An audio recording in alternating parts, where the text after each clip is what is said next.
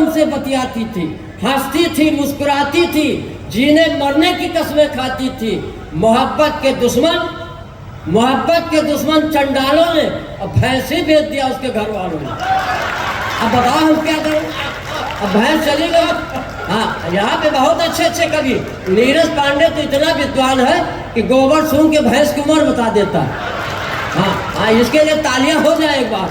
हाँ, एक दूसरी कविता पढ़ता हूँ। अभी भगवान श्री राम के लिए बहुत कुछ कहा गया, एक थोड़ा सा आपको और हंसाना चाहता हूँ। समय की सीमा है, लेकिन हमारे लिए कोई सीमा नहीं, सीमा सचिन की है।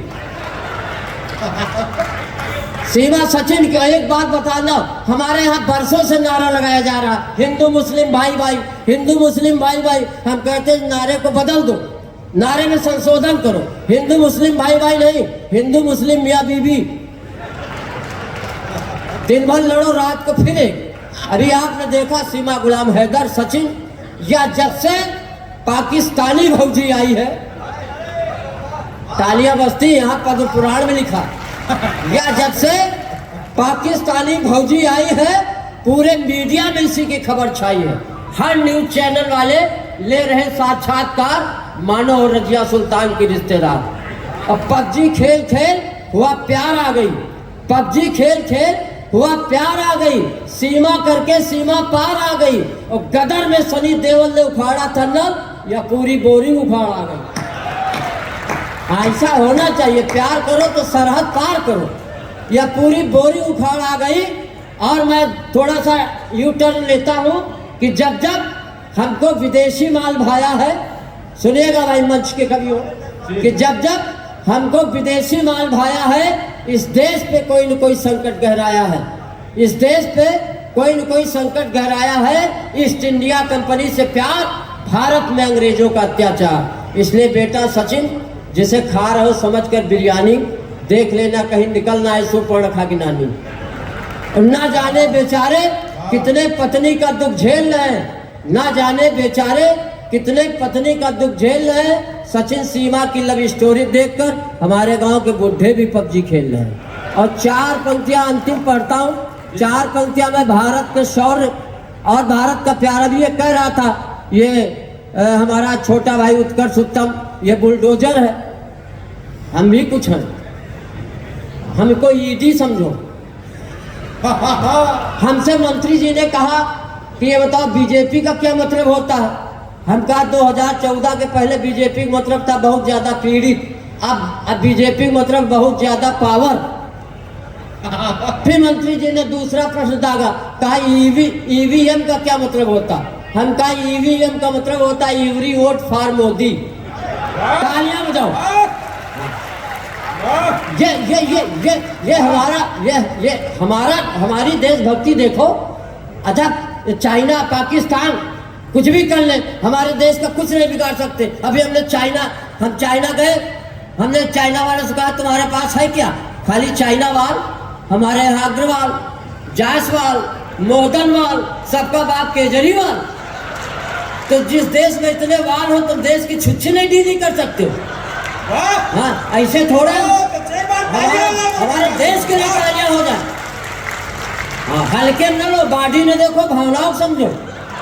देश की सबसे ज्यादा चिंता हमको, गांधी जी नहीं रहे, नेहरू नहीं रहे, सुभाष चंद्र बोस नहीं रहे, आजाद नहीं रहे, भगत सिंह नहीं। हाँ, हमारी भी तबीयत खराब चल रही है आजकल।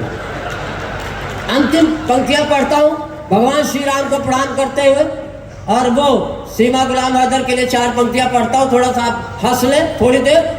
सीमा सबने कहा कि सीमा जो दूसरे की सीमा में घुस जाइ हो, प्रेमी के प्यार में जो इतना पगलई हो, सचिन भले झिंगुर और लप्पू हो, 4 लड़के आए वो 8 लड़के जइयो।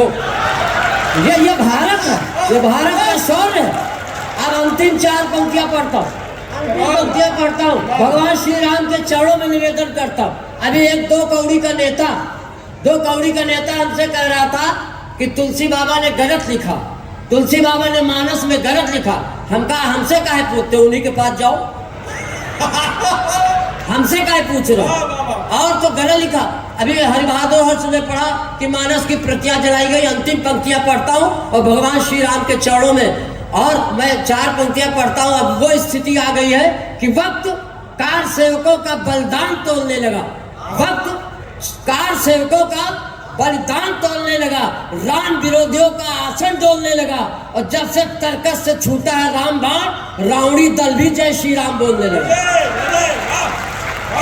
मैंने कहा कि रामचरितमानस की प्रतियां जलाने वालों, मैंने कहा श्री रामचरितमानस की प्रतियां जला रहे हो, अरे मूर्खो, अरे मूर्खो, हनुमान जी की पूंछ में आग लगा रहे हो। अब नहीं बच सकती है तुम्हारी लंका, क्योंकि बच चुका है सनातन धर्म का डंका। और तुलसी बाबा अगर शूद्रों के विरोध में कुल लिख जाते, तुलसी बाबा अगर शूद्रों के विरोध में कुल लिख जाते, तो भगवान श्री राम केवट, निषाद, कोलभिल और सबरी को अपने गले न लगाते।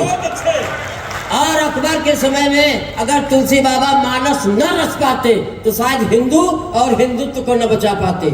इसलिए अंतिम 4 पंक्तियां पढ़ता हूं कि हिंदू होकर, नाम नहीं लूंगा, नहीं जान जाओगे हम किसकी बात कर रहे हैं, कि हिंदू होकर हिंदू धर्म का, हिंदू होकर हिंदू धर्म के पीछे पड़ रहा है, श्री राम भक्तों के हृदय में कांटे से गड़ रहा है, और राजनीति की रोटियां सेकने की खातिर अरे नेवले शेषनाग से लड़ रहा है, शेषनाग से लड़ रहा है।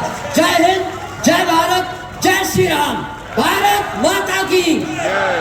निश्चित रूप से आपने नरकंकाल